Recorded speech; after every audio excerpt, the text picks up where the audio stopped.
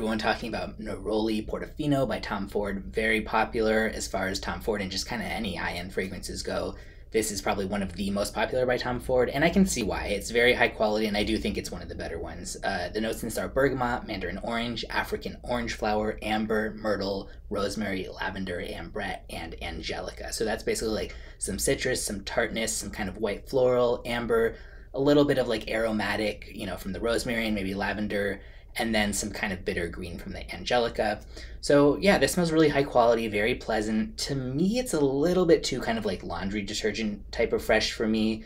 And I don't even mean that as an insult, just like when I'm picking the Neroli fragrance that I like the most to wear, because I really like that note, this just isn't quite what I'm looking for, but it smells really good. The white florals combined with the citrus are a classic and always appealing combination to me.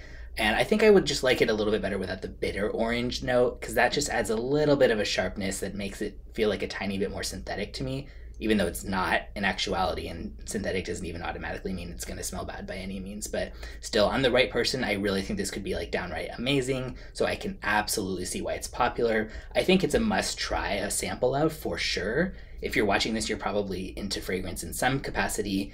And this is such a touchstone fragrance, like it's just good to know for reference, worth spending $5 or whatever to get a sample and kind of check it out.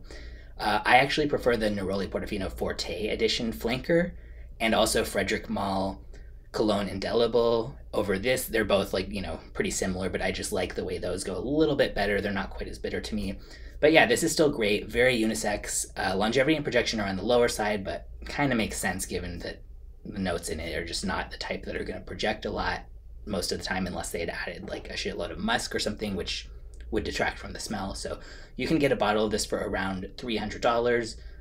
I mean, I guess I won't say that's unfair because it does smell really high quality. A lot of the sort of competing ones that are this level that you could get are going to be that price too in the like high-end Neroli fragrance world. But on the other hand, you could get a big bottle of 4711 cologne that to me smells almost as good as this for like $20, but that has no longevity, like none, 15 minutes or so. So if you just like the idea of having something like this as kind of like a spritzing refresher, just pick up a bottle of 4711. But if you want something that's more like, yeah, going to last a little bit longer than that, going to feel kind of like high-end and fresh at the same time, sure, this is a good option. I'll put a link in the description where you can get a bottle or a sample.